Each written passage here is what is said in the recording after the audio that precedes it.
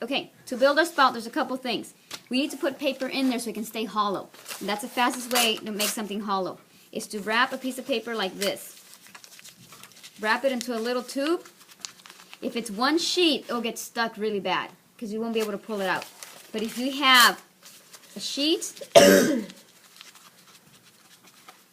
inside another sheet, look how I'm going at an angle. That's how they pull out faster. And another sheet, and if this is really flat and loose, it's not going to work. It needs to be pretty roundish. So make it tight. And this one's too long. But this is what you want. You want a little tube so that you can stick in there, you can pull the rest of it out. Because we want to pull this out, right? So after you make your tube, do not tape it. Okay, you don't want to tape it. I'm going to cut off the bottom just because I want it even. And you can use a pair of scissors. But here's my tube. The first thing I'm going to do, remember, we need a spout towards the bottom so the liquid down there can come out through the top. So I'm going to cut a little circle there on my spout. Okay, cut a little circle. I'm going to put this in there. So now the newspaper's touching the newspaper. Okay, and the newspaper inside is going to be kind of moist, so it's going to work really good. There's a couple ways to do it. First, you grab a slab. Okay, you put the slab over it. You score and you slip right here.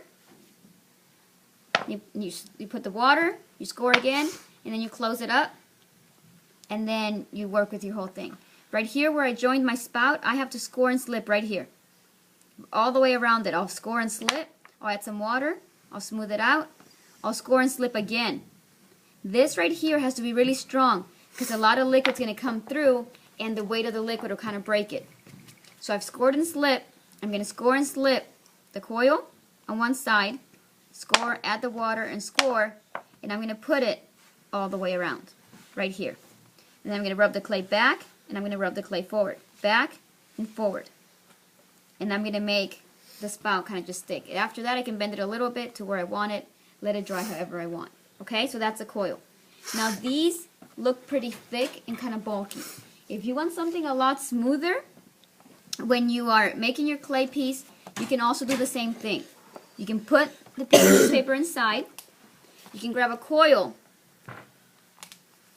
and you can wrap the coil all the way around. Of course, it's scored and slipped, right? It's like a rope.